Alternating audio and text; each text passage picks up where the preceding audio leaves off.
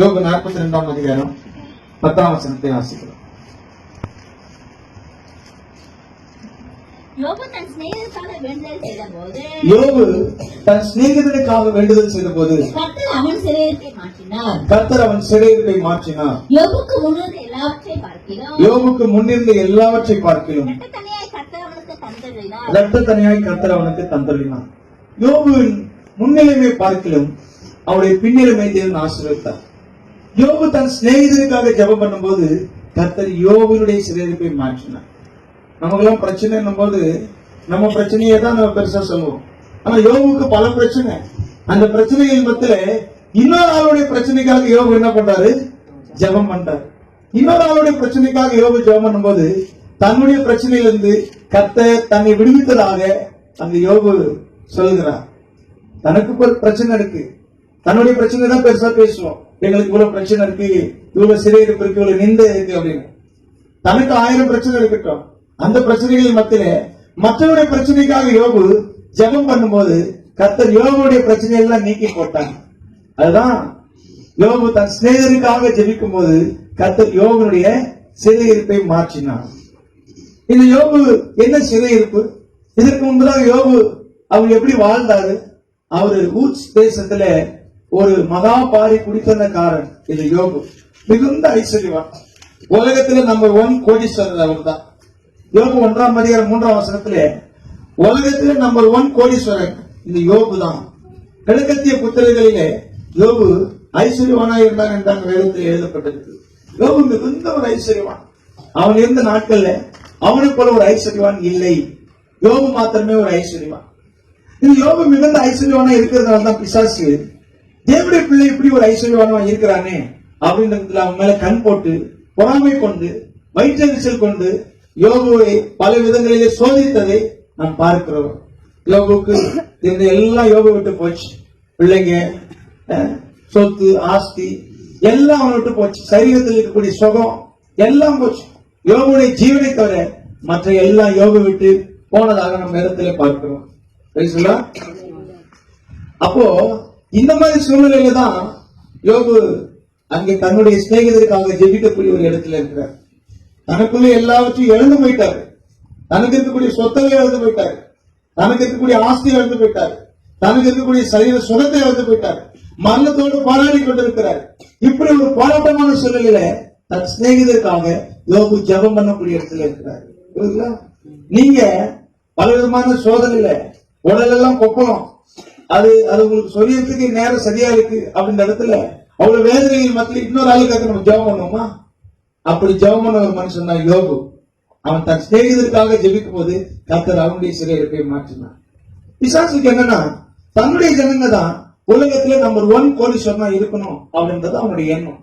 அதனாலதான் இன்னைக்கு பிசாசுடைய பிள்ளைகள் தான் உலகத்துல நம்பர் 1 கோடீஸ்வரனாக அவங்க என்ன பண்றாங்க? இருக்கிறாங்க. ஆனா ஒரு தேவனுடைய பிள்ளை கர்த்தரை வணங்குறவன் அவன் உலகத்துல நம்பர் 1 கோடீஸ்வரனா இருக்கிறானே, அவன் நம்ம தரித்திரத்துக்குள்ள ஆக்கணும் என்பதுதான் இந்த பிசாசுடைய திட்டம். அதனாலதான் யோபுக்குரிய எல்லாவற்றையும் யோபுடத்திலிருந்து பிசாசு எடுத்து போடுறதுக்கு தேவனிடத்துல அவன் அனுமதி கேட்டான். ஆனா யோபுவை சோதிக்கிறதுக்கு யோபுடத்தில் எந்த முகாந்திரமும் இல்லை என்றே கர்த்தர் சொல்கிறார். யோபு 2ஆம் அதிகாரம் 3ஆம் வசனத்துல நீ முகாந்திரம் இல்லாமல் என்னை ஏவின பொழுதிலும் கூட நான் யோபுவை உன்னுடைய கரத்திலே ஒப்பு கொடுத்தேன் அப்படின்னு சொல்றார். முகாந்திரமே இல்லை, காரணமே இல்லாம யோபு அங்க என்ன பண்றாரு? அங்க வேதனைக்குள்ள போறாரு. சில நேரத்தில் நம்முடைய வாழ்க்கையில நம்ம படக்கூடிய வேதனைக்கு காரணம் இருக்காது. காரணமே இல்லாம வேதனைக்குள்ள போவோம். அதுதான் முகாந்திரமே இல்லாம நீ என்னை ஏவிவிட்ட போதிலும் நான் யோபுவை என்ன பண்ணேன்? உன் கையில ஒப்பு கொடுத்தேன். 2ஆம் அதிகாரம் 3ஆம் வசனம் வாசிங்க. அப்பொழுது கர்த்தர் சாத்தானை நோக்கி நீ என் தாசனாகிய யோபுவின் மேல் கவனம் வைத்தாயோ? உத்தமனும் சன்மார்க்கனும் தேவனுக்கு பயந்து பொல்லாப்பு விலகுறவனுமாகிய மனுஷனாகிய அவனைப் போல பூமியில் ஒருவனும் இல்லை. இவனை போல பூமியில ஒருவனும் இல்லை. முகாந்திரம் இல்லாமல் அவனை நிர்மூலமாக்கும்படி நீ அவனை நிர்மூலமாக்கும்படி இங்க தேவனை பிசாசு ஏவினதாக இங்கே நாம் பார்க்கிறோம். ஆனா யோபனிடத்தில் எந்த தப்பும் இல்லை. முகாந்திரம் இல்லாமல் நீ என்னை ஏவி விட்ட போதிலும் கூட அவன் இன்னும் தன் உத்தமத்திலே அவன் உத்தமத்திலே உறுதியா இருக்கிறான். சில நேரத்துல காரணமே இல்லாம எந்த தப்பும் பண்ணாத கூட சில நேரத்துல நமக்கு என்ன வரும், பிரச்சனை வரும். உத்தமம் அப்படின்ற இடத்துல அந்த யோபு 1ஆம் அதிகாரம் 1 1ஆம் அதிகாரம் 8 2ஆம் அதிகாரம் 3 சொல்லப்பட்டிருக்கு. குறிச்சுக்கிடுங்க. யோபு 1ஆம் அதிகாரம் 1ஆம் வசனத்துல உத்தமன் சன்மார்க்கன் தேவனுக்கு பயந்து பொல்லாப்புக்கு விலகுகிறவன். யோபு 1ஆம் அதிகாரம் 8ஆம் வசனத்துல உத்தமன் சன்மார்க்கன் தேவனுக்கு பயந்து பொல்லாப்புக்கு விலகுகிறவன். 2ஆம் அதிகாரம் 3ஆம் வசனத்துல உத்தமன் சன்மார்க்கன் தேவனுக்கு பயந்து பொல்லாப்புக்கு விலகுகிறவன். இவனை குறித்து தேவனே இப்படி ஒரு சாட்சி கொடுக்கிறார். அவன் உத்தமன், அவன் ஒரு சன்மார்க்கன், அவன் தேவனுக்கு பயப்படுகிறவன், அவன் பொல்லாப்புக்கு விலகுகிறவன். இதைத்தான் யோபு 28ஆம் அதிகாரம் 28ஆம் வசனத்துல யோபுவே சொல்றாரு, கர்த்தருக்கு பயப்படுறதுல ஞானம், பொல்லாப்பு விட்டு விலகுவதே புத்தி. அது தேவனுக்கு பயந்து பொல்லாப்பை விட்டு விலகுகிறவன் தான் இந்த யோபு. தேவனுக்கு பயப்படுகிறவன், பொல்லாப்பை விட்டு விலகுகிறவன். ஆனா இந்த மனிதனுக்கு வந்த சோதனை பாருங்க, எந்த தப்பும் பண்ணல, எந்த விதமான முகாந்திரமும் இல்லாமல் காரணமும் இல்லாமல் இங்க தண்டிக்கப்படுகிறார். அப்படி தண்டிக்கப்படுகிறதுக்கு தேவன் அனுமதிக்கிறார். அப்படி அனுமதிக்கப்படும் போது பல வேதனைக்குள்ள யோபு போறாரு. அந்த வேதனைகளின் மத்தியிலே தான் தன் சிநேகிதருக்காக யோபு ஜெபம் பண்ணுகிறார். யோபு தன் சிநேகிதருக்காக ஜெபம் பண்ணும்போது கர்த்தர் யோபுடைய சிறையிருப்பை மாற்றினார். நமக்கு வர பல பிரச்சனைகள் மத்தியில நம்ம மற்றவர்களுக்காக ஜெபிக்க மாட்டோம், சோர்ந்து போயிடுவோம். அந்த பிரச்சனைகள் மத்தியில நம்ம மற்றவர்களுக்காக ஜெபிக்கணும். அப்பதான் கர்த்தர் நம்முடைய பிரச்சனையிலிருந்து நமக்கு விடுதலை கொடுப்பார். அப்பதான் நம்முடைய சிறையிருப்பை கர்த்தர் திருப்புவார் அப்படின்றத யோபுடைய வாழ்க்கையிலிருந்து நாம் கற்றுக்கொள்ளலாம். யோபு 1ஆம் அதிகாரம் 21 22. அப்பொழுது யோபு எழுதத்து சாவியை கிழித்து தன் தலையை சிரைத்து தலையிலே விழுந்து பணிந்து தன் தலையை சிரைத்து தன் தலையிலே பணிந்து நிர்வாணியாய் தாயின் கர்ப்பத்திலிருந்து வந்தேன், நிர்வாணியாய் தாயின் கர்ப்பத்தில் வந்தேன், நிர்வாணியா விடத்துக்கு திரும்புவேன், நிர்வாணியா அவரிடத்துக்கு நான் திரும்புவேன். கர்த்தர் கொடுத்தார், கர்த்தர் கொடுத்தார், கர்த்தர் எடுத்தார், கர்த்தர் எடுத்தார். கர்த்தருடைய நாமத்துக்கு ஸ்தோத்திரம் என்றார். கர்த்தர் கொடுத்தார், கர்த்தர் எடுத்தார், கர்த்தருடைய நாமத்துக்கு ஸ்தோத்திரம். எல்லாவற்றையும் பெற்றுக்கொள்ளும் போது ஒரு மனுஷன் சோத்திரம் பண்ணுவான். எல்லாவற்றையும் கர்த்தர் ஒரு மனிதத்திலிருந்து எடுக்கும் போது அவன் சோத்திரம் பண்ணுவானா? ஆனா எல்லாவற்றையும் யோபு இழந்த நேரத்துல தான் கர்த்தரை ஸ்தோத்தரிக்கக்கூடிய இருதயத்தை தேவன் அவனுக்கு தந்திருக்கிறார். அதான் யோபுக்கு இருக்கக்கூடிய உத்தமம். இன்னும் அவன் தன் உத்தமத்திலே நிற்கிறான் அப்படின்றதுல தேவனை தூஷிக்கானோ பாரும் அப்படின்னு பிசாசு சொல்றான். அவன் தன் நாவினாலுமே தூஷிக்கானோ பாரும். இது எல்லாவற்றையும் எடுத்துட்டீங்கன்னா தன்னுடைய நாவினாலே உண்மை தூஷிப்பான். எல்லாவற்றையும் எடுத்தா கூட நாவினால தூஷிக்கல, நாவினாலே கர்த்தரை உயர்த்துகிறான். கர்த்தர் கொடுத்தார், கர்த்தர் எடுத்தார், கர்த்தருடைய நாமத்துக்கு ஸ்தோத்திரம். அதான் நீ முகாந்திரம் இல்லாமல் அவனை நிர்மூலமாக்கும்படிக்கு நீ என்னை ஏவிட்ட பொழுதிலும் கூட இன்னும் அவன் தன் உத்தமத்திலே நிற்கிறான் என்று பிசாசிடத்திலே அந்த யோபுக்காக தேவன் வாதாடக்கூடிய இடத்துல இருக்கிறார். அப்ப எல்லாவற்றையும் எடுக்கும் போது சோத்திரம் பண்ண வருதா வாயி? எல்லாம் கொடுத்தா கூட ஜனங்களுக்கு சோத்திரம் பண்றதுக்கு நன்றியில் இருந்தே இருக்காது. எல்லாம் நம்மளை விட்டு போகும்போது நம்ம சோத்திரம் பண்ணணும். அதான் இன்னும் உத்தமத்திலே உறுதியாய் நிற்கிறான் அப்படின்றதுல. ஆனா யோபு என்ன சொல்றாரு? நான் தாயின் வயிற்றிலிருந்து நிர்வாணியாய் வந்தேன், நான் நிர்வாணியாய் போவேன். இது யோபு சொன்னது கரெக்ட். ஆனா இது நமக்கு ஒருபோதும் பொருந்தாது. யோபுக்கு மாத்திரமல்ல, பழைய ஏற்பாட்டு பரிசுத்தவங்க எல்லாருமே தாயின் கருவில் வரும்போது நிர்வாணியாய்த்தான் வந்தார்கள். ஆனால் அவர்கள் நிர்வாணியாய்த்தான் போகிறார்கள். ஆனால் புதிய ஏற்பாட்டு சபையில் பரிசுத்தாவை பெற்ற நாம் நிர்வாணியா வந்தது உண்மைதான். ஆனால் நிர்வாணியா போக மாட்டோம். பரம வாசஸ்தலத்தை நாம் தரித்துக் கொண்டிருக்கிறபடினாலே நமக்குள்ளே நிர்வாணம் காணப்பட முடியாது என்பது 2 Corinthians 5ஆம் அதிகாரத்திலே 3:4 பவுல் சொல்லிட்டார். தாயின் கருவிலிருந்து நிர்வாணியா வந்தோம், ஆனா நம்ம போகும்போது நிர்வாணியா போக மாட்டோம். தரித்துக் கொண்டவர்களானால் நிர்வாணிகளாய் காணப்பட மாட்டோம் என்கிறதுல பவுல் பரிசுத்தாவிங்கிற பரம வாசஸ்தலத்தை நாம் தரித்துக் கொண்டிருக்கிறபடினாலே நாம் நிர்வாணியாய் போக போறதில்ல. நமக்கு ஒரு சரீர மீட்பு இருக்கிறது. இந்த சரீர மீட்பு இந்த யோகுக்கு இல்லாதபடினாலே அவருக்கு என்ன சொல்றாரு? நான் தாயின் கருவிலிருந்து நிர்வாணியாய் வந்தேன், நான் நிர்வாணியா என்ன பண்ணுகிறேன்? போகிறேன். அப்படின்னா என்ன சொல்றாரு? நான் ஒன்று கொண்டு வந்ததில்லை, நான் ஒன்று கொண்டு போவதில்லை அப்படிங்கிற இடத்துலதான் யோகு அந்த வார்த்தைக்கு அர்த்தமா சொல்றாரு. நான் நிர்வாணியா வந்தேன், நிர்வாணியா போகிறேன்னா நான் ஒன்று கொண்டு வந்ததில்லை, நான் ஒன்று கொண்டு போவதில்லை. அதான் பவுல் 1 தீமோத்தேயு 6ஆம் அதிகாரத்திலே 6-7 வசனத்திலே நான் இந்த உலகத்திலே ஒன்று கொண்டு வந்ததும் இல்லை, ஒன்று கொண்டு போவதும் இல்லை.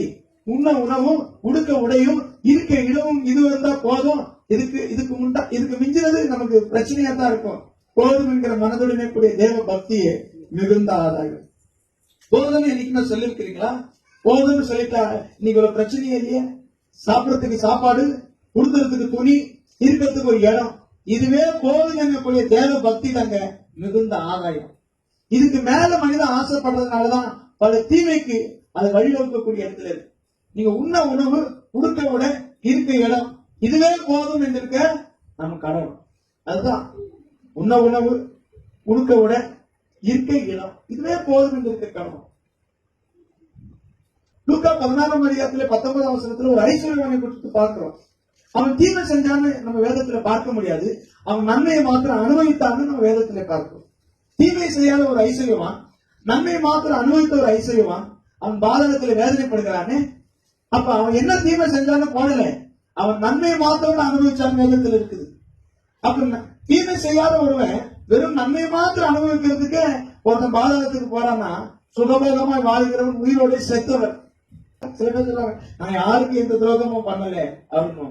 அது இல்ல, நீ நல்ல சொகுசா சுகபோகமா வாழ்ற, அதுக்கே உனக்கு நரகம் பாதாளம் காத்துக்கிட்டு இருக்கு. அதாவது ஐஸ்வர்யவனுடைய வாழ்க்கையில நாம் கற்றுக்கொள்ளக்கூடிய சத்தியம். அவன் என்ன தீமை செய்தான் அந்த வேதத்தில் எழுதப்படல, அவன் நன்மையை மாத்திரம் அனுபவித்தான் என்று ஆபிரகாம் சொல்கிறார். நீ பூமியில் இருக்கும் போது உன்னுடைய நன்மையை அனுபவித்தாய். ஆனா லாசரு என்ன நன்மை செஞ்சாலும் போடல, அவன் தீமையை அனுபவித்தான். லாசரு என்ன நன்மை செஞ்சாலும் போடல, ஐஸ்வர்யவன் என்ன தீமை செஞ்சான்னு போடல. ஆனா தீமை அனுபவிச்சவனுக்கு ஒரு பரலோக ராஜ்யம், நன்மையை மாத்திரம் அனுபவிச்சவனுக்கு ஒரு பாதாளம் அங்க சொல்லப்பட்டிருக்கு. அப்ப யோபு எந்த தப்பும் பண்ணல, அது உண்மை. அவன் தீமை செய்யல, அது உண்மை. ஆனா நன்மையை மாத்திரமே யோபு அனுபவிச்சுட்டு இருக்கிறானே. அப்போ யோபு வெறும் நன்மையை மாத்திரம் அனுபவிச்சுட்டு இருந்தானா அந்த ஐஸ்வர்யவான் போன இந்த பாதாளத்துக்கு யோபு முயலக்கூடாது என்பதற்காகத்தான் தீமையை யோபுடைய வாழ்க்கையை கர்த்தர் அனுமதிக்கிறார். அப்போ முகாந்திரம் இல்லைன்னா கூட நம்முடைய வாழ்க்கையில சில நேரங்களில் தீமை வரும். அது நம்முடைய நன்மைக்கே. நம்முடைய வாழ்க்கையில முகாந்திரம் இல்லாமல் சில தீமைகள் வருது பாத்தீங்களா, அந்த தீமை நன்மைக்கே. நீங்க எந்த தீமை செய்ய தேவையில்ல, வெறும் நன்மை மாத்திரம் அனுபவிச்சீங்கன்னா பாதாளத்துக்கு போயிடுங்க. அது என்ன நன்மை செஞ்சாலும் போடல லாசர், இந்த ஐஸ்வர்யவன் என்ன தீமை செஞ்சாலும் போடல. ஆனா நன்மை அனுபவிச்சவனுக்கு அங்க பாதாளத்துல வேதனை, இங்க தீமை அனுபவிச்சவனுக்கு பரலோக ராஜ்யத்துல ஒரு இளைப்பாறுதலை தேவன் கட்டளை எடுக்கிறார். அப்ப யோபு எந்த தீமை செய்யலையே, ஆனா நன்மையை மாத்திரம் தான் யோபு அனுபவிச்சுட்டு இருக்கிறான். ஐஸ்வர்யம் போன இடத்துக்கு அவன் பயிரக்கூடாதுன்றதுக்காகத்தான் யோபு தேவன் என்ன பண்றாரு, இந்த தீமைக்கு ஒப்பு கொடுக்கிறார். விசுவாசி கேட்டாலும் கூட, முகாந்திரம் இல்லாமல் ஏறி விட்டாலும் கூட, ஒரு கணக்காதான் தேவன் அதை ஒப்பு கொடுக்கக்கூடிய இடத்துல யோபு அந்த தீமைக்குள்ள கொண்டு போய் யோபு மறுபடியும் நன்மைக்குள்ளே கொண்டு வருகிறார். அப்போ தீமையை அனுபவிக்கிறதுக்கு நான் கற்றுக்கொள்ள வேண்டும். நான் எந்த தீமையும் இன்னொரு ஆளுக்கு செஞ்சது இல்ல, நான் ஏன் தீமை அனுபவிக்கணும் அப்படி இல்லை. 2 தீமோத்தேயு 1ஆம் அதிகாரம் 8ஆம் வசனத்துல பவுல் தீமோத்தேயுக்கு சொல்லும்போது, என் உத்தம குமாரனாகிய தீமோத்தேயு, நீ என்னோடு கூட தீங்கு அனுபவி. தீங்கு அனுபவிக்கணும். தீங்கு அனுபவிச்சா தேவ வல்லமையில நீ எப்போதும் பிழைத்திருக்கலாம். தேவனுடைய வல்லமைக்கு ஏற்றபடி என்னோடு கூட சேர்ந்து தீங்கு அனுபவி. 2 தீமோத்தேயு 2:3 என்னோடு கூட தீங்கு அனுபவி. 4ஆம் அதிகாரம் 2 தீமோத்தேயு 4ஆம் அதிகாரம் 5ஆம் வசனத்துல, என் குமாரனாகிய தீமோத்தேயு என்னோடு கூட தீங்கு அனுபவி. அந்த வசனம் வாசிக்க 2:3 வாசிச்சுட்டு அப்புறம் 4-5 வாசிங்க. நீயும் இயேசு கிறிஸ்துவுக்கு நல்ல போர் செய்வனாய் தீங்கு அனுபவி. இது 2:3. 4-5 மனத்தெளிவுள்ளவனாய் தீங்கு அனுபவி. நீயும் எல்லாவற்றிலும் மனத்தெளிவுனாய் இரு, தீங்கு அனுபவி. தீங்கு அனுபவிக்கிறது இல்லைங்க, மன தெளிவு வரும். உனக்கு மன தெளிவு இருக்குதுன்னா தீங்கு அனுபவிக்கிறதுக்கு ஒப்புக்கொடு அப்படின்னு சொல்றாரு. மன தெளிவு எப்ப வரும்? தீங்கு அனுபவிக்கும் போது மனது தெளிவுங்க. ஆனா யோபுக்கு இப்ப மனது நல்லா தெரிஞ்சிருச்சு. ஏன்னா யோபு தன்னுடைய சிநேகிதர்களை, தரங்கட்ட சிநேகிதர்களை 3 பேர் கூட வச்சிருக்கிறான். அவங்க தரங்கட்ட சிநேகிதர்னு இவ்வளவு நாள் அவன் தீங்கு அனுபவிக்காத வரைக்கும் அவங்களுடைய குவாலிட்டி அவனுக்கு தெரியல. அவன் கூட நல்லா பழகுறான். ஆனா அவன் தீங்கு அனுபவிக்கும் போது இந்த சிநேகிதர்கள் அவனுக்கு நல்ல ஒரு உத்தரவு கொடுக்க முடியாத வரைக்கும் வெந்த புள்ள வேலை பாய்ச்சுற மாதிரி, எரியிற நேரத்துல எண்ணெய் ஊத்துற மாதிரி பேசும்போதுதான் இப்படி ஒரு தரங்கட்ட சிநேகிதர்கள் கூட நம்ம இவ்வளவு நாள் பழகிட்டோமே அப்படின்ற இடத்துல ஒரு மன தெளிவு இப்பதான் யோபுக்கு வருது. இவ்வளவு நாள் யோபு கூட அந்த 3 சிநேகிதர்கள் இருந்தாங்க. அது எலிபாசு, பில்தாது, சோப்பாரு அப்படின்னு 3 சிநேகிதர்கள் இருக்கிறாங்க. நீங்க யோபு 2ஆம் அதிகாரம் 16ஆம் வசனத்தை வாசிச்சு பாத்தீங்கன்னா ஒரு 3 சிநேகிதர்கள் யோபுக்கு இருக்கிறாங்க. ஒருத்தர் எலிபாசு, 2வது பில்தாது, 3வது சோப்பாரு. 2ஆம் அதிகாரம் 16ஆம் வசனத்துல இருக்கு. நீங்க குறிச்சுக்கிடுங்க. அப்போ இந்த சிநேகிதர்கள் பேசக்கூடிய பேச்ச யோபுவால சகிக்க முடியல. ஏன்னா யோபு சொல்றாரு, உங்களுடைய மறுமொழிகளில உண்மை கேடு இருக்குது. யோபுடைய வார்த்தைக்கு அவங்க மறுமொழி கொடுக்கறாங்க, அதுல உண்மை இல்ல, அதுல கேடுதான் இருக்குன்னு சொல்றாரு. அப்படி உண்மை கேடுள்ள ஒரு சிநேகிதர்கள் கூட தான் யோபு இவ்வளவு நாள் பழகி இருக்கிறாரு. இங்க யோபு 21ஆம் அதிகாரம் கடைசி வசனத்தை வாசிங்க. 34. உங்கள் உங்கள் மறுமொழிகளில் உண்மை கேடு இருக்கிறது. நீங்கள் வீணான ஆறுதலை எனக்கு சொல்லுகிறது என்ன? உங்கள் மறுமொழிகளில் உண்மை கேடு இருக்கிறது என்றான். இவங்க பேசுறாங்க, யோபுக்கு ஆறுதல் சொல்றாங்க. அந்த ஆறுதல்ல உண்மை கேடு இருக்கு. யோபுடைய அந்த சஞ்சலத்துக்கு அவங்க திரும்ப பேசுறாங்க, அந்த மறுமொழி கொடுக்கறாங்க. அதுல உண்மையில கேடுதான் இருக்குது, அந்த உண்மையில கேடு இருக்கு அப்படின்னு சொல்லிட்டாரு. அப்ப இவ்வளவு நாள் அவங்களுடைய உண்மையில கேடு இருக்கிறதா யோபுக்கு தெரியல. ஏன்னா யோபு தீங்கு அனுபவிக்கல. தீங்கு அனுபவிக்காத இருக்கிற யோபுக்கு எப்படி மனம் தெளிவு வரும்? இப்ப யோபு எல்லா தீங்கு அனுபவிச்சதுக்கு அப்புறம் தான் யோபுக்கு நல்ல மன தெளிவு இருக்குது.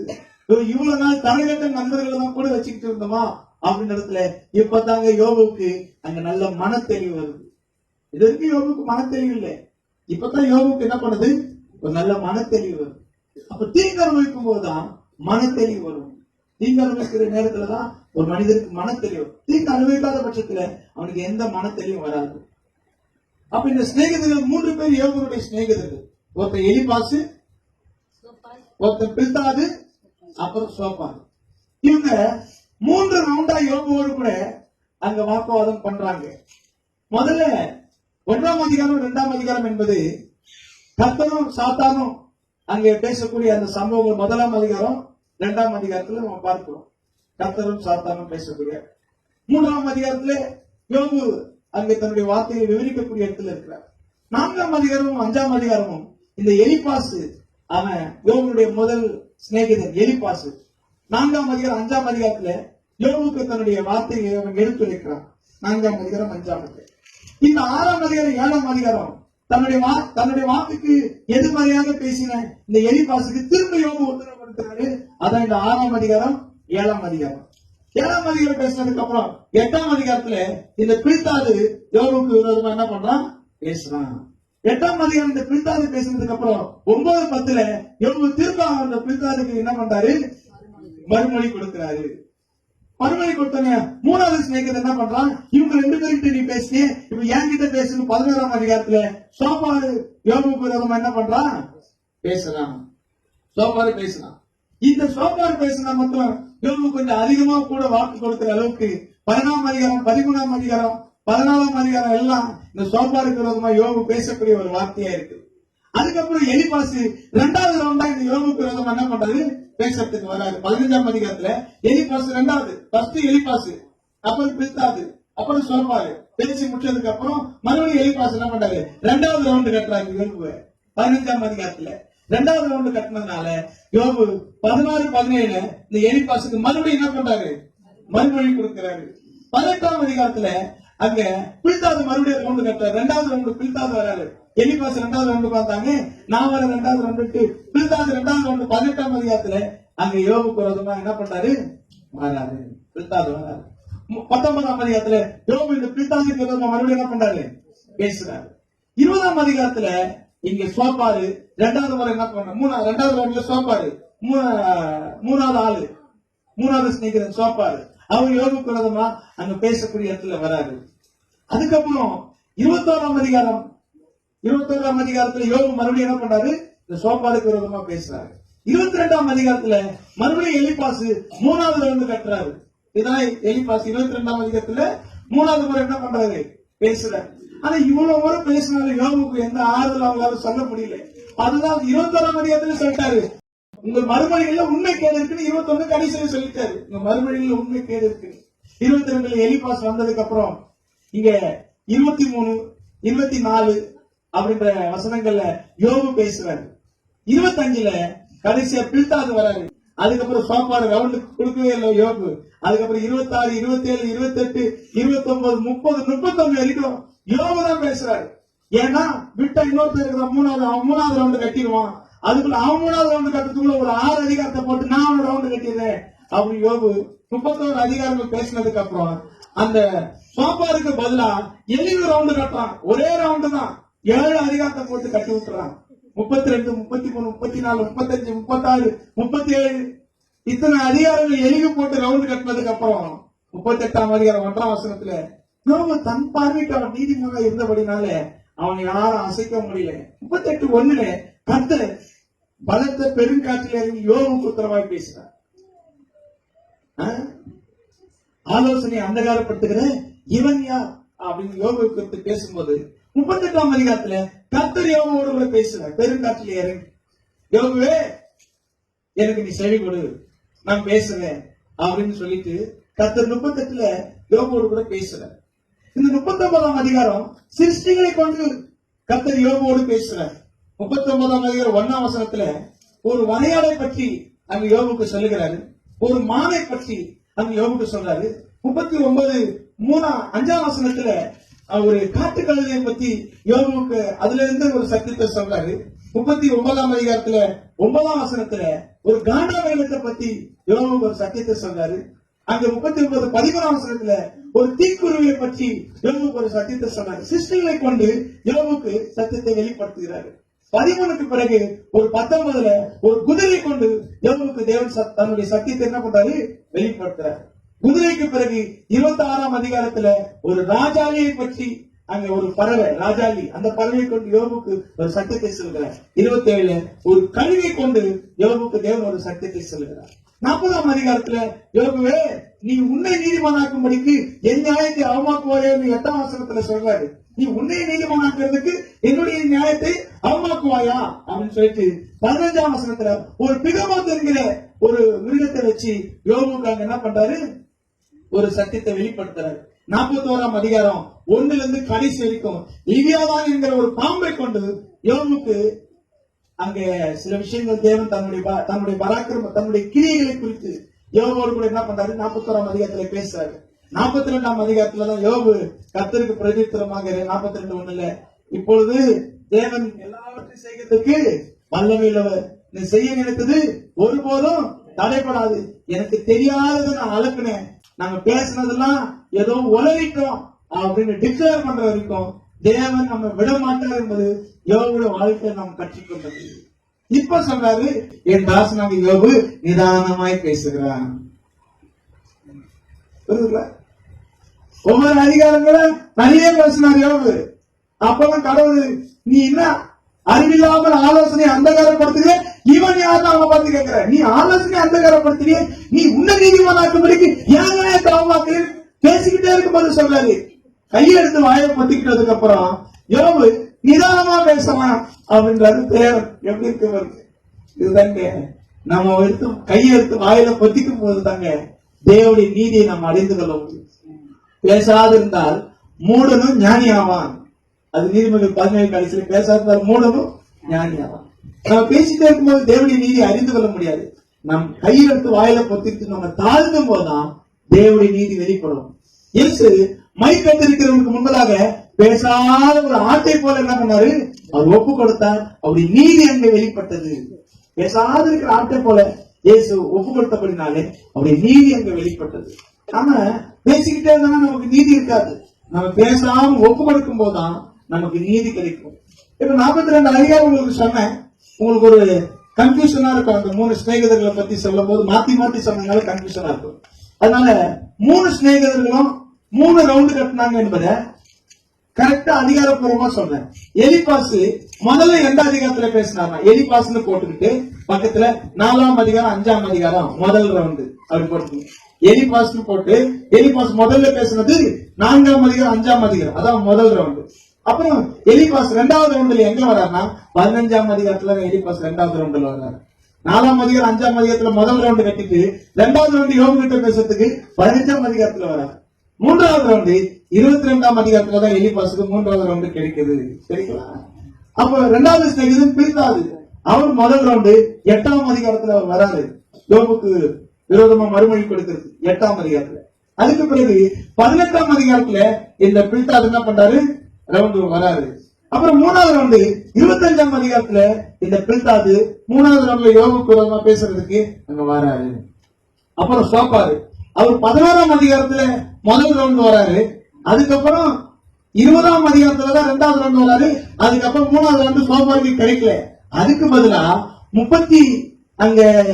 2ஆம் அதிகாரத்துல இருந்து 37ஆம் அதிகாரம் வரைக்கும் எலிகள் எடுத்துக்கிட்டார்.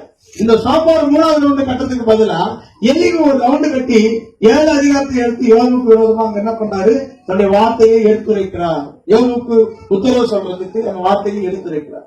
யோபுவை பத்தி ஒரு சின்ன சின்ன இன்ட்ரோடக்ஷன், சின்ன சின்ன முன்னுரைகள், எங்கெங்க என்னென்ன அதிகாரங்களுக்கு என்னென்ன இருக்கு. 39ஆம் அதிகாரத்துல சிருஷ்டிகளை கொண்டு என்ன பண்றாரு, யோபுக்கு பேசுறாரு. முதல்ல என்னது, வரையாடு மான். 1ஆம் வசனம் 39:1 வரையாடு மான். அப்புறம் 5ஆம் வசனத்துல காட்டு கழுதை. அப்புறம் 9ஆம் வசனத்துல காண்டாமிருகம். அப்புறம் 13ஆம் வசனத்துல தீக்குருவி. அப்புறம் 19ஆம் வசனத்துல குதிரை. அப்புறம் 26ஆம் வசனத்துல ராஜாளி. அப்புறம் 27ஆம் வசனத்துல கழுகு. இதோட 39 வருஷத்துக்கு 40ல அவரு உன்னையை நீதிமானாக்கும்படிக்கு என் நியாயத்தை அவமாக்கவே 48ல சொல்லிட்டு 40:15 பிகமத்தை பத்தி பேசி அந்த அதிகாரத்தை முடிச்சுட்டு 41ல லிவியாதான் என்கிற ஒரு பாம்பை கொண்டு அந்த முழு அதிகாரத்தையும் முடிச்சுட்டு 42ஆம் அதிகாரத்துல அங்க யோபு விட்டாரு. அப்பதான் நான் கொஞ்சம் உலகிட்ட ஆண்டவரே அப்படின்ற இடத்துல யோபு வாயை பொத்திக்கிறதுக்கு அப்புறம் கர்த்தர் சொன்னாரு, என் தாசனாக யோபு நிதானமாய் பேசுகிறார். அப்ப தன்னுடைய பிரச்சனைகளின் நேரத்துல தன் சிநேகிதருக்காக என்ன பண்ணா, ஜெபம் பண்ணான். ஆனா அவனுடைய சிநேகிதர்கள் அவனுக்கு சரியான இடத்துல ஆறுதல் சொல்லக்கூடிய இடத்துல இல்லை. அதான் 21 கடைசியில சொல்லிட்டாரு, உங்களுடைய மறுமொழிகளிலே உண்மை கேடு இருக்குது. நீங்க கொடுக்கிற ஆறுதல் எனக்கு ஆறுதல் மாதிரி இல்ல, அது வெந்த புண்ணில வேலை பாய்ச்சற மாதிரி இருக்கு, எதிரி நெருப்பு எண்ணெய் ஊத்துற மாதிரி இருக்கு, உங்களுடைய ஆறுதல் எனக்கு ஆறுதலாக இல்ல அப்படின்ற இடத்துல ஒரு சரியான இடத்துல யோபுக்கு ஆறுதல் சொல்லக்கூடிய நண்பர்கள் அவனுக்கு இல்ல. இந்த நண்பர்கள் சரியான விதத்துல அவங்க ஸ்பிரிச்சுவலா இல்லை என்பது யோபுக்கு நன்மை அனுபவிக்கும் போது தெரியலங்க. யோபு தீமை அனுபவிக்கும் போதுதான் இந்த நண்பர்கள் சரி கிடையாது, இவங்க தரம் கட்டவங்க என்பதை தீமை அனுபவிக்கும் போதுதான் தெரிஞ்சது. அதான் நீயோ மனத்தெளிவுள்ளவனாயிரு, தீங்கு அனுபவி. மனத்தெளிவு மனுஷனுக்கு எப்ப வருது, தீங்கு அனுபவிக்கும் போதாங்க மனத்தெளிவு வருது. தீங்கு அனுபவிக்காத போது மனத்தெளிவு வராது. தீமையினூட நீங்க கடந்து செல்லும் போதுதான் உங்களுக்கு நல்ல மனது தெரியும். நீங்க சொகுசா வாழ்ந்துட்டு இருக்கும் போது ஏமாந்து போயிட்டு இருப்பீங்க. உங்களுக்கு நண்பர்கள் புரி வச்சுட்டே இருப்பாங்க, அது உங்களுக்கு தெரியாது. ஆனா நீ நெருக்கத்தின் மத்தியில, சிறையிருப்புக்குள்ள, தீங்குக்குள்ள, போராட்டத்துக்குள்ள, நிந்தைக்குள்ள, அவமானத்துக்குள்ள போகும்போதுதான் உன்னை சுற்றி என்ன நடக்கிறது என்ற மனத்தெளிவு உனக்கு வரும். அதுதான் பவுல் சொல்றாரு, தீங்கு அனுபவி. அது 2 தீமோத்தேயு 2ஆம் அதிகாரம் 5ஆம் வசனத்துல, 2 தீமோத்தேயு 2ஆம் அதிகாரம் 5ஆம் வசனத்துல, 3ஆம் வசனத்துல நல்ல போர்ச்சேவனாய் தீங்கு அனுபவி. 4ஆம் அதிகாரம் 5ஆம் வசனத்துல மனத்தெளிவுள்ளவனாயிரு, தீங்கு அனுபவி அப்படின்னு போட்டு, போர்ச்சேவனா தீங்கு அனுபவிக்கணும். மனத்தெளிவு உனக்கு இருக்குதா? மனத்தெளிவு, சவுண்ட் மைண்ட், பிரகாசமுள்ள சிந்தை அப்படி சொல்றாங்க. பிரகாசமுள்ள சிந்தை இருக்குதா, நீ தீங்கு அனுபவிக்கணும். 2 தீமோத்தேயு 1:8 தேவ வல்லமை கேட்டபடி என்னோடு கூட சுவிசேஷத்துக்காக தீங்கு அனுபவி. தேவனுடைய வல்லமை கிடைக்கிறதுக்காக நம்ம என்ன பண்ணணும், தீங்கு அனுபவிக்கணும். புரியுதுங்களா? தீங்கு நீங்க அனுபவிக்கிறீங்களா, இல்ல தூங்குறவங்களுக்கு பேசுற நான் அனுபவிக்கிறான்னு எனக்கு தெரியல. தீங்கு நீங்க அனுபவிக்கிறீங்களா, இந்த பலகால நைட்ல கூப்பிட்டு வந்ததுனால நாங்க தூக்கம் இல்லாம உட்கார்ந்து தீங்கு அனுபவிக்கிறீங்களா? இப்படி கூப்பிட்டு வந்து நம்ம பிரசங்கத்தை கேட்காத மணிக்கு தூங்குதுங்களே அப்படி இடத்துல நான் தீங்கு அனுபவிக்கிறேன்னா, இதுக்கு சொல்றது நமக்கு எதுவே புரியல இடத்துல ஆம்பளை ஜனங்க தீங்கு அனுபவிக்கிறாங்களா அப்படின்றது நமக்கு தெரியல. ஆனா ஒரு வகையில நம்ம எல்லாருமே இந்த காலையில தீங்கு அனுபவிக்கக்கூடிய இடத்துல தான் இருக்கிறோம். யோபுக்கு முன்னிலைமையை காட்டி நம்முடைய பின்னிலைமை ஆசீர்வதிக்கப்பட்டதுக்கு காரணம், அந்த முன்னிலைமைக்கு பிறகு அவங்களுடைய நிலைமை மோசமா போச்சு. அந்த மோசமான நிலைமையில கர்த்தருக்கு ஸ்தோத்திரம் பண்ணக்கூடிய இடத்துல இருக்கிறான். அந்த மோசமான நிலவரத்துல தன்னுடைய சிநேகிதருக்காக ஜெபம் பண்ணக்கூடிய இடத்துல இருக்கிறான். சிநேகிதர்கள் தனக்கு ஒரு ஆறுதல் சொல்லல, அவனை குத்தக்கூடிய இடத்துலதான் இருக்கிறாங்க. அதன் மத்தியிலே யோபு தன்னுடைய நீதியை கெட்டியா பிடிச்சிருக்கான். உடனே நீங்க என்னத்தான் என்ன துன்மார்க்கன்னு சொன்னாலும், அமைதின்னு சொன்னாலும், நான் என் நீதியை விடுறதா இல்லடா, நான் என் நீதியை நல்ல கெட்டியா பிடிச்சி வச்சிருக்கேன், நான் நீதிமான்னு சொல்றேன் யோபு.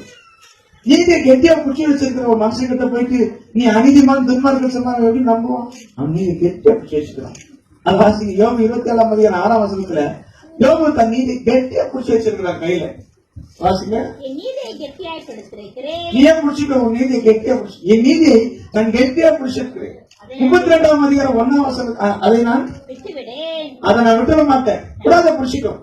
நான் உயிரோடு வாழ்வ என் இருதயம் என்னை நிந்திக்காது.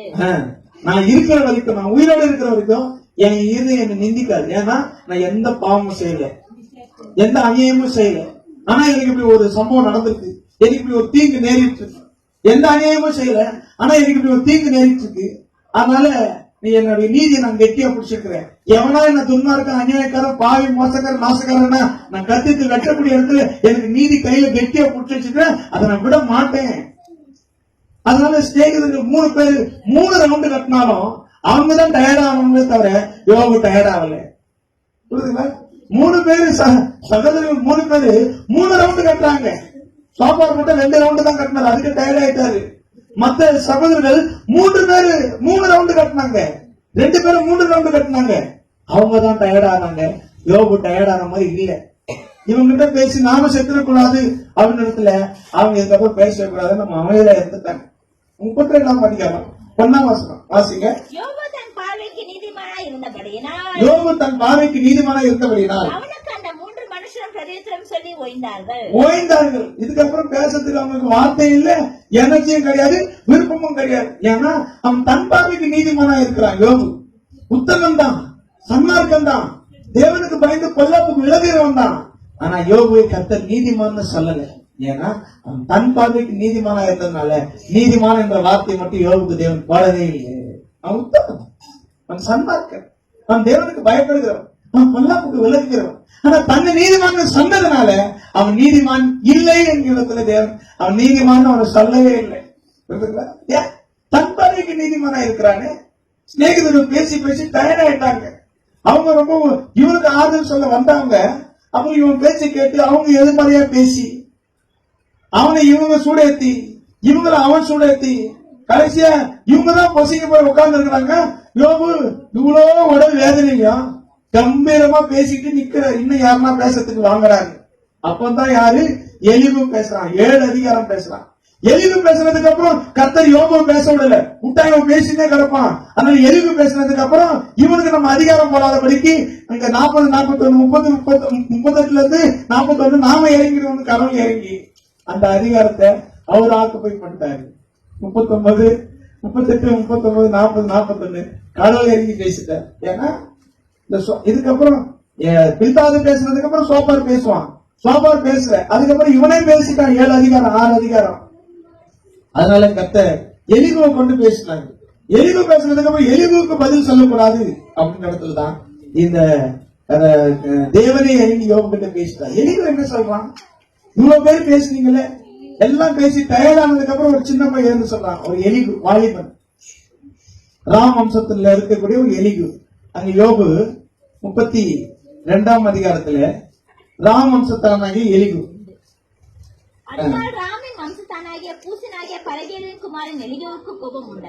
எலிகுவுக்கு கோபம் உண்டது. அவன் தேவனை பார்க்கலாம் தானே. அதெல்லாம் தேவன் சொல்ற. ஏன் அவன் நீதிமான் இல்லைன்ட்டாரு? அவன் தேவனை விட தன்னுடைய நீதியை பெருசா காட்டிட்டான். அதனாலதான் 40ஆம் அதிகாரம் 8ல சொல்றாரு, நீ உன்னை நீதிமானாக்கும்படிக்கு என் நியாயத்தை அவமாக்குவாயா? நீ என்ன விட பெரிய நீதிமானா அப்படின்னு கேட்கிறாரு கர்த்தர். புரியுதுங்களா? நாம நீதியை கட்டியா புடிச்சுக்கிட்டு இருந்தோம்னா புடிச்சுக்க விடாத நீதிய. ஆனா கடவுள் வந்து கேட்பாரு, நீ இன்னும் என்ன விட பெரிய நீதிமானான்னு கேட்பாரு. புரியுதுங்களா? ஆனா வேதத்துல என்ன போட்டிருக்கு? ஏசாயா 5:11 தன் பார்வைக்கு நீதிமன்றங்களா இருக்கிறவங்களுக்கு ஐயோன்னு போட்டிருக்கு. ஆனா யோபு தன் பார்வைக்கு நீதிமான இருந்ததுனால நீதிமான என்கிற பட்டை யோபுக்கு கிடைக்காம போயிடுச்சு. இந்த எலிபு பேசுறான். அவன் பேசும்போது என்ன சொல்றான்? 32ஆம் அதிகாரத்துல 7ஆம் வசனத்துல, முதியோர்கள் பேசட்டும், வயது சென்றவர்கள் ஞானத்தை அறிவிக்கட்டும் என்று இருந்தேன். 3 பேர் 3 முறை ரவுண்டு கட்டினாங்க. நான் சின்ன பையன், நான் இடையில ஊடால பேசக்கூடாது. அதனால 3 பேர் 3 ரவுண்டு கட்டிட்டாங்க. தொடர்ந்து பேசுவாங்க பார்த்தா பேசுனவங்க தயாராக உட்கார்ந்து கிடக்குறாங்க. இப்ப நான் பேசித்தான் ஆகணும். முதியோர்கள் பேசட்டும், வயது சென்றவர்கள் ஞானத்தை அறிவிக்கட்டும் என்று இருந்தேன். 32:9 சொல்றாரு, பெரியவர்கள் எல்லாம் ஞானிகளும் அல்ல, முதியோர்கள் எல்லாம் நீதி அறிந்தவர்களும் அல்ல அப்படின்ற. என்னடா பேசுறீங்க? 3 பேர் 3 ரவுண்டு கட்டினீங்க, நீதியாவா பேசுறீங்க, ஞானமாவா பேசுறீங்க? பெரியவர்கள் எல்லாம் ஞானிகளா, முதியோர்கள் எல்லாம் நீதி அறிந்தவர்களா? நீங்க இல்லையே, உங்ககிட்ட நீதியே இல்லை, உங்ககிட்ட ஞானமே இல்லை. நான் பேசுறேன் போற நீதி ஞானத்தை அப்படின்னு சொல்லிட்டு ஒரு 7 அதிகாரத்தை எலிபு என்ன பண்றாரு? ஞானத்தை நீதி குறித்து பேசுறாரு. அதுக்கப்புறம் தான் 38ஆம் அதிகாரத்துல 39, 40, 41 கர்த்தர் அங்க இறங்கி யோபோடு கூட பேசுறார். அதுக்கப்புறம் யோபு கையை எடுத்து வாயில பொத்திக்கிறேன் அப்படின்னு சொல்லக்கூடிய யோபுக்கு ஏன் பிரச்சனை? ஏன் தன்னுடைய நீதியை காட்டிலும் தேவனுடைய நீதியை காட்டிலும் தன்னுடைய நீதியை பெருசா நினைச்சான்? யோபுக்கு என்னன்னா, கர்த்தர் தன்னை சோதிக்கிறாருன்னு தான் அவனுக்கு தெரிஞ்சதே தவிர பிசாசு தன்னை சோதித்தா என்கிற அறிவு அவனுக்கு இல்லாம போச்சு. அதான் யோபுக்கு அந்த பிரச்சனை. எனக்கு வந்து எல்லா பிரச்சனைக்கும் காரணம் கர்த்தர் தான் நினைச்சிட்டான். பிசாசு அவனுக்கு இவ்வளவு பிரச்சனை கொடுக்கறான்னு அவனுக்கு தெரியல. கர்த்தர் தான் இவ்வளவு பிரச்சனை எனக்கு கொடுக்கிறாரு நினைச்சதுலதான் யோபு இவ்வளவு பேசிக்கிட்டான். யோபு இவ்வளவு பேசுறதுக்கு காரணம் என்ன? என்னை இவ்வளவு பாடுபடுத்தினாரே கர்த்தர். அததான் சிநேகிதர்கள் பேசும்போது சொல்றான், ஏற்கனவே கர்த்தர் என்ன பாடுபடுத்துறாரு, இதுல நீங்க வேற என்ன வந்து பாடுபடுத்துறீங்களா அப்படின்னு கேட்கிறார் யோபு. யோபு 19ஆம் அதிகாரம் 19, 20, 21 வாசிங்க. யோபு 19ஆம் அதிகாரம் 19, 20, 21 வாசிங்க. என் பிராண சிநேகிதர் எல்லாரும் என்னை வெறுக்கிறார்கள். என் பிராண சிநேகிதர், உயிர் நண்பன். நான் சிநேகித்தவர்கள் எனக்கு விரோதிகள் ஆனார்கள். நான் சிநேகித்த எதிரிகள் ஆனார்கள். என் எலும்புகள் என் தோளோடும் என் மாம்சத்தோடும் ஒட்டி கொண்டிருக்கிறது. யோபுடைய வேதனை பாருங்க, அவருடைய எலும்பு தோலோடு மாம்சத்தோடு ஒட்டி கொண்டிருக்கிறது. என் பற்களை மூட கொஞ்சம் தோல் மாத்திரம் தப்பினது. பல்ல மூடுறதுக்கு கொஞ்சம் தோல் இருக்கு. அப்ப எவ்வளவு ஒரு வேதனைக்குள்ள ரோகம் எப்படி இருக்கு பாருங்க யோபுக்கு. என் சிநேகிதரே, என் சிநேகிதரே, எனக்கு இறங்குங்கள், எனக்கு இறங்குங்கள். எனக்கு இறங்காதபடி ஏண்டா அப்படின்னு டார்ச்சர் பண்ணி பேசிட்டு இருக்கு. எனக்கு இறங்குங்கள், எனக்கு இறங்குங்கள். தேவனுடைய கை என்னை தொட்டது. தேவனுடைய கை என்னை தொட்டது. தேவனை போல நீங்களும் என்னை துன்பப்படுத்துவானே. தேவனை போல நீங்கள் என்னை துன்பப்படுத்துவாங்க. என் மாம்சம் பட்சிக்கப்பட்டாலும் போதும். தேவனை போல ஏண்டா என்ன துன்பப்படுத்துறீங்க அப்படின்னு சிநேகிதருக்கு. தேவனுடைய கை என்னை தொட்டது, அவர் என்ன துன்பப்படுத்தினது போதாதுன்னு நீங்க வேற என்ன துன்பப்படுத்துறீங்களா? கடவுளோடு கூட தன்னுடைய நண்பர்களை சேர்த்துட்டா நீங்க எல்லாம் கூட்டா சேர்த்து என்ன துன்பப்படுத்துறீங்கன்னு சொல்லிட்டான் யோபு. அது யோபுக்கு பிசாசு தான் தன்னை சோதிக்கிறாங்கிற அந்த அறிவு இல்லாம போச்சு. தேவன் தான் தன்னை சோதிக்கிறார் என்று யோபு சொன்னதுலதான் இவ்வளவு பிரச்சனை. யோபு குறித்து எவ்வளவு பேசினாலும் யோபு குறித்து தேவன் ஆரம்பத்தில் ஒரு சர்டிபிகேட் கொடுத்துட்டாரு. அந்த சர்டிபிகேட்டை மாத்தி எழுத முடியாது. உத்தமன், சன்மார்க்கன், தேவனுக்கு பயந்தவன், பொல்லாப்புக்கு விலகுகிறவன், அவனை போல பூமியில ஒருத்தனும் இல்லை என்பது தேவன் கொடுத்த சர்டிபிகேட் தான். அதை மாற்றவே முடியாது. அதனால கடைசியா யோபு எப்படி கொண்டு வராரு? அவன் நிதானமாய் பேசினான். ஆனா உங்க 3 பேருமே எனக்கு கோபம் வந்ததா, நீங்க போய் அவன்கிட்ட நீங்க என்ன பண்ணுங்க, சரண்டர் பண்ணுங்க. அப்ப அவன் உங்களுக்காக என்ன பண்ணுவான்? என்னிடத்துல விண்ணப்பம் பண்ணுவான். அவன் ஜெபம் பண்ணும்போது நான் உங்களை மன்னிப்பேன். அப்ப கர்த்தர் யோபு இடத்துல இந்த சிநேகிதர்கள் அனுப்புறாரு. சிநேகிதர் யோபு கிட்ட போறாங்க. யோபு ஜெபம் பண்றாரு. யோபு ஜெபம் பண்ண உடனே கர்த்தர் யோபுடைய சிநேகிதரை மாற்றிட்டார். தேவன் பாருங்க, அந்த சிநேகிதர்கள் யோபு கிட்ட அனுப்பிச்சதே தேவன் தான். யோபு ஜெபம் பண்ணுவான், அப்ப நான் உங்களை மன்னிப்பேன். இவங்களுக்கு மன்னிப்பு தான். ஆனா யோபுக்கு சிறையிருப்பு திருப்பப்பட்டு முன்னுரிமை காட்டிலும் 2 மடங்கு தேவன் யோபுவை ஆசீர்வதித்தார். அப்போ இந்த ஏற்கனவே ஒரு ஆசீர்வாதம் யோபுக்கு இருந்தது. ஆனா இன்னைக்கு 2 மடங்கு ஆசீர்வாதம் வந்ததுக்கு காரணம் என்ன?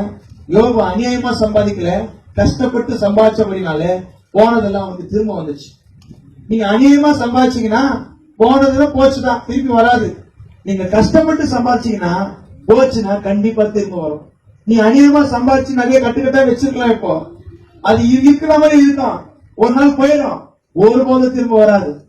ஆனா நீ கஷ்டப்பட்டு சம்பாதிச்சிருப்ப, அது உங்களுக்கு போயிடும். யோபுக்கு போனது மாதிரி போனாலும் கவலைப்படாதீங்க, யோபுக்கு வந்த மாதிரி 2 மடங்கு திரும்ப அது கிடைச்சிடும். கஷ்டப்பட்டு சம்பாதிக்கிற பணம் எங்கேயுமே வீண் போகாது. அது யோபு கஷ்டப்பட்டு சம்பாதிச்சதுனால பிசாசு 2 மடங்கு தேவன் அவனை ஆசீர்வதிக்கும் போது அவங்க பிசாசு வெட்கப்பட்டு போனான், தலை கவிழ்ந்து போனான்.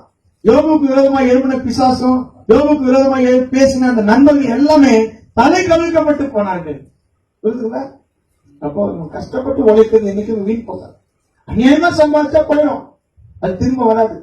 கஷ்டப்பட்டு சம்பாதிச்சாலும் போகும், ஆனா அது திரும்ப வரும்போது ரெட்டிப்பாய் வரும் என்பது யோபுடைய வாழ்க்கையில நாம் கற்றுக்கொள்ளக்கூடியது. யோபுடைய வாழ்க்கையில அதுதான் கற்றுக்கொள்ளும்.